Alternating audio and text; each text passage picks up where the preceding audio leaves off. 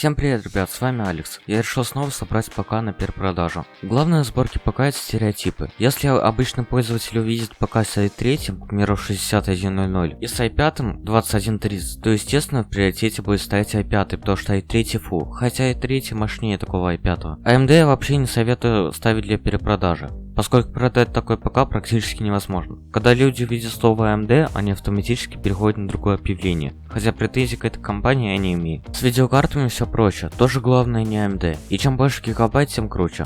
Вообще можно поставить GTX 745, в которой 4 гигабайта, и она стоит в 1,5 раза меньше, чем 750. Я предпочитаю 700 серию, и все их любят.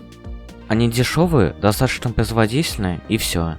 То есть главное, что их любят. Также люди встречают ПК по внешности, а провожают по внутрянке. Нам нужен красивый, но максимально дешманский корпус. Таким образом мы подобрали ПК по стереотипам, который будет продан за пару недель и дороже, чем его реальная стоимость. Соответственно, нам нужен i5 GTX 700 серии от 2 гигов и красивый корпус. Для начала, по традиции, я купил корпус.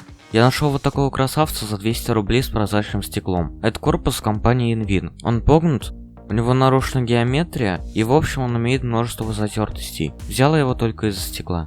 Нашел я вот такую сборку на i5 2300, материнской плате Acer на самом простеньком чипсете A61, с одной планкой оперативной памяти на 4 гигабайта, кулером и еще вдобавок блок питанием от ноунейм компании на 450 Вт. Цена такой сборки после торга была 4300 рублей. Продавец сказал, что он только поменял термопасту, но лучше бы я этого не проверял. Я, естественно, намазал новую термопасту.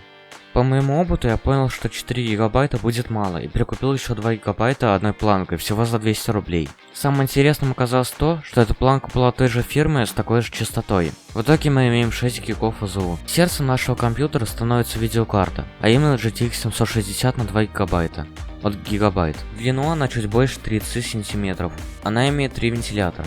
Достался мне этот монстр за 3200 рублей. Поскольку у нее доп. Питания 6+8 пин, а на дешманском блоке питания нет таких разъемов, мне пришлось докупить 2 переходника. Цена за них была 360 рублей. Чтобы все было красиво, я докупил винт на 80 мм на область около стекла и винт на 140 мм, чтобы закрыть дыру в передней панели. 80-ка стоила 180 рублей, а 140-ка стоила 370. Я никогда не видел таких огромных винтов. Думаю, это будет нам в самый раз. Как по мне, красивым сочетанием для этого корпуса мне показалось черно-зеленым. Я купил светодиодную ленту на 12 вольт зеленого цвета за каких-то 125 рублей за 5 метров.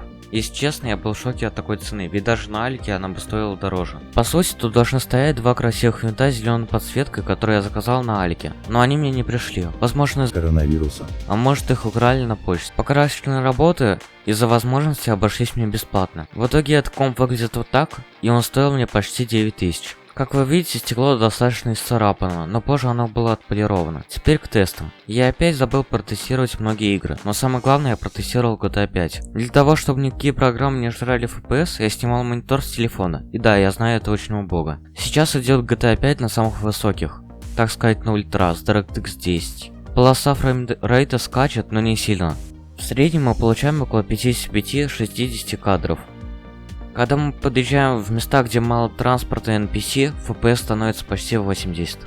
Я тестировал КС, но, увы, я это не заснял. Там прыгало от 170 до 200 FPS на максимальных настройках. Также я забыл отметить, что я тестировал Full HD все игры. Спустя 10 дней мне удалось продать комп за 16 тысяч рублей. Окуп составил 7000. Сегодня я вам показал, как можно легко поднять деньги на продажу ПК. В ближайшем будущем я сделаю подробное видео о стереотипах покупателей. А на этом все. Подписывайтесь на мой второй канал, на нем скоро будут выходить различные интересные видео. А также посмотрите другие мои видео. К слову, прошлая сборка выглядела вот так. И обошать мне в 10 тысяч. Ставьте лайки, подписывайтесь на канал, чтобы не пропустить новые видео. Всем до скорых встреч, всем пока.